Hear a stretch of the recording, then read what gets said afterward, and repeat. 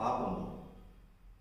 ఈ విధంగా బోధ చేస్తూ దేవుని నామమును, దేవుని మహిమను ప్రతి ఒక్కరూ లిమిటెడ్గా చేస్తున్నారు, తగ్గిస్తున్నారు. దేవుని మహిమను తగ్గిస్తున్నారు.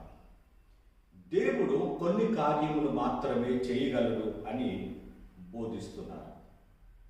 శిలువ పైన దేవుడు సమాప్తమాయను అని చెప్పినటువంటి ఆ మాటకు ప్రతి శాపము నుండి, ప్రతి పాపము నుండి, ప్రతి రోగము నుండి నా నామములో మీకు విడుదల కలుగుతుంది, సంపూర్ణమైన విడుదల కలుగుతుందని దేవుడు ఒక గొప్ప కార్యమును చేసి దాన్ని ముగించినట్లుగా దేవుడు సమాప్తమాయను అని పలికి ఉన్నాడు.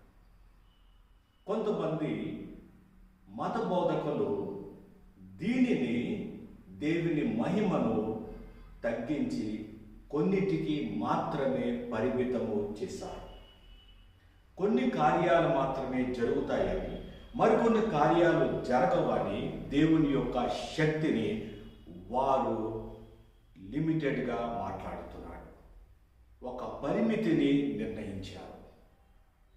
అపోస్తుల కార్యములు 3వ అధ్యాయము 4 నుండి 8 వచనములలో ఒక దేవాలయము, శృంగారమును దేవాలయము వద్ద పుట్టినది మొదలుకొని కుంటివాడైన ఒక వ్యక్తి ఆ దేవాలయము మెట్లు వద్ద భిక్షాటన చేస్తున్నాడు. 40 సంవత్సరాలు కలిగినటువంటి ఆ బలహీనతను దేవుడు ఒక్కసారి ఆయన నామములో స్వస్థపరిచాడు.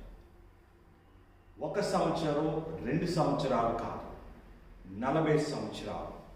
మధ్యలో వచ్చినటువంటి అంగవైకల్యము కాదు, పుట్టినది మొదలుకొని అంగవైకల్యముతో ఉన్నటువంటి వ్యక్తి ఒక దేవాలయము ముందు భిక్షాటన చేస్తున్నాడు. దేవాలయము నిన్ను స్వస్థపరచలేదు. 40 సంవత్సరాలుగా శృంగారమను దేవాలయము, అందమైన దేవాలయము, గొప్ప దేవాలయము, ప్రపంచ ప్రఖ్యాతి కాంచిన దేవాలయము ముందు మీకు స్వస్థత కలుగదు.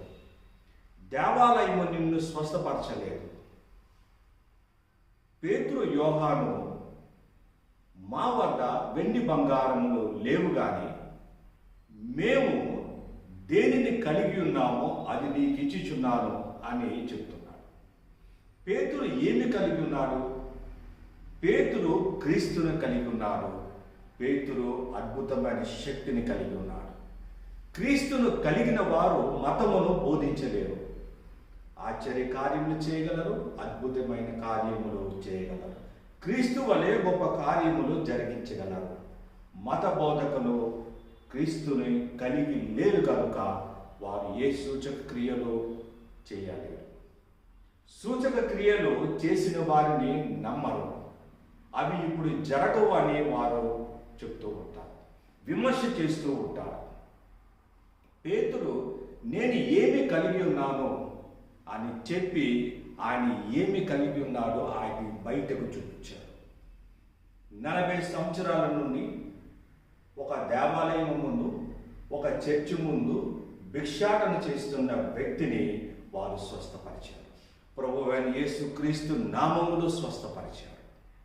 యేసుక్రీస్తు నామములో ఎప్పుడు, ఎల్లప్పుడూ, ఏ సమయమైనా, ఏ స్థలమైనా అద్భుత కార్యములు జరుగును. ఆమేన్, హల్లెలూయా. దేవునికి పరిమితి లేదు. నిన్న, నేడు, రేపు నిరంతరము ఏకరీతిగా ఉన్నటువంటి ప్రభువైన యేసుక్రీస్తు నామములో గొప్ప కార్యములు జరుగుతాయి. చర్చు నిన్ను స్వస్థపరచలేదు. చర్చు నీ జీవితాన్ని మార్చలేదు. అది మతము. నీవు ప్రభు దగ్గరకు రావాలి. ప్రభు వాక్యమును నమ్మినప్పుడు నీలో మార్పు కలుగుతుంది, నీలో శక్తి కలుగుతుంది, నీలో బలహీనత పోతుంది. నువ్వు ఎక్కడ అపజయం పొందుతున్నావో అక్కడ జయము కలుగుతుంది. దేవుడు నిన్ను గొప్పగా దీవిస్తాడు. ఒక వ్యక్తి జీవితంలో 40 సంవత్సరాల భిక్షాటన చేస్తున్నటువంటి వ్యక్తి జీవితం మారిపోయింది. ఆయన గంతులు వేస్తూ, దేవుని స్తుతిస్తూ, దేవుని ఆరాధిస్తూ, దేవుని మహిమపరిచాడు.